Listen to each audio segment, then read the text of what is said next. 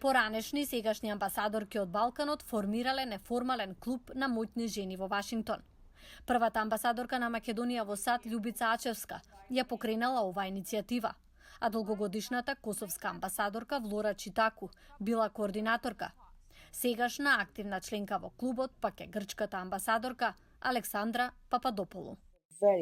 Клубот е многу активен, многу важен и има различен пристап кон работите.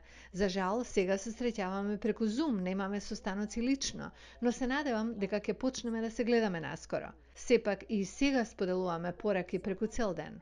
Клубот денес има амбасадорки од 28 држави, од кои 9 представуваат претежно муслимански земји, меѓу кои Јордан, Мароко, Либија и Саудиска Арабија.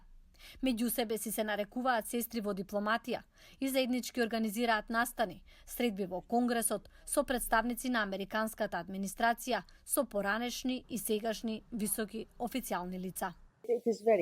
Клубот е од голема помош. Јас доаѓам од држава која го поддржува напредокот на жените, но има држави во светот каде женските права и позиции побавно стануваат дел од владината политика. Овие колешки се соочуваат со поразлични предизвици од моите, затоа е многу важно да се споделуваат искуствата. На шега вели дека балканското лоби не е толку видливо колку што е моќно и додава дека би сакала да соработува со идниот македонски амбасадор во Вашингтон. Една од темите, вели таа, би била и борбата против дискриминација на жени.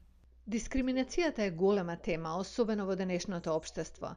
Мислам дека сите треба да придонесеме со цел да елиминираме секаква дискриминација против кој да било.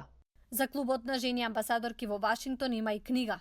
Авторката Сузан Слоун вели дека книгата помогнала да влијае врз подобрување на родовата еднаквост ширум светот.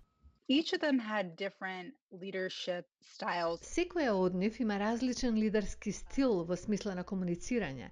Многу од амбасадорките со кои зборував преферираат тимска работа наместо надпревар. Повеќето држави кои постигнаа подобри резултати во справувањето со пандемијата се предводени од жени. Тоа покажува како лидерството базирано на соработка им оди во корист на сите. Таа вели дека од секоја од овие жени научила по нешто, а најважното е да не се откажува. Има и порака до мажите.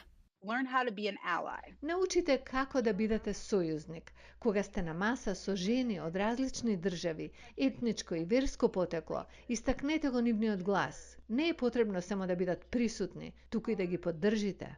Незината книга е инспирација и за музичка листа со песни за жени на сајтот Spotify.